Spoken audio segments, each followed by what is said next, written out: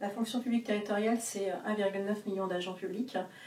Nous sommes les deuxièmes employeurs en la matière et aujourd'hui nous faisons face à des enjeux extrêmement importants, notamment un enjeu d'attractivité, recruter, fidéliser. Donc la fonction publique territoriale est au cœur de nos politiques publiques.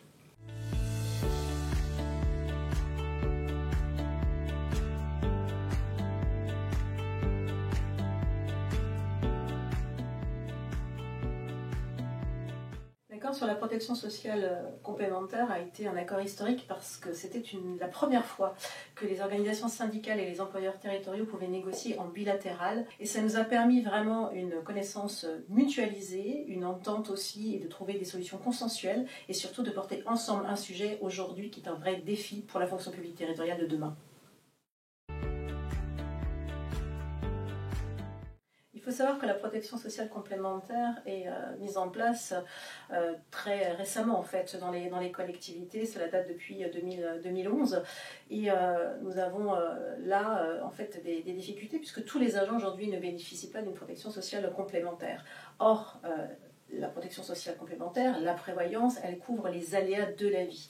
Aujourd'hui, il est nécessaire et indispensable que chaque agent puisse bénéficier d'une couverture dans ce cadre-là. Et c'est pour ça qu'il a fallu retravailler en fait la protection sociale complémentaire telle qu'elle était définie par les ordonnances pour pouvoir la rendre plus pertinente, plus utile et plus efficace à la fois aux agents bien évidemment, mais aussi pour les employeurs territoriaux parce que c'est un véritable levier aussi en matière d'attractivité, notamment en matière de recrutement, mais aussi un véritable levier social dans son rôle d'employeur territorial et dans sa gestion de politique des ressources humaines.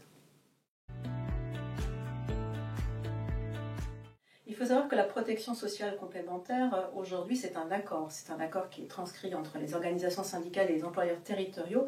Mais pour pouvoir être mis en place de manière opérationnelle, nous avons besoin du gouvernement, nous avons notamment besoin de l'État.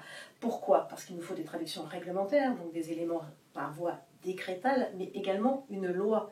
Or, aujourd'hui, près de 6 mois après cet accord, puisque je rappelle qu'il a été signé au mois de juillet 2023, nous n'avons absolument rien.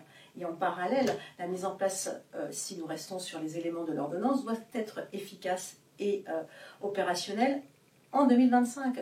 Donc aujourd'hui, nous avons réellement besoin que l'État se saisisse de cette question-là, notamment la DGCL, pour mettre en œuvre cette transcription que nous attendons et que nous appelons de nos vœux.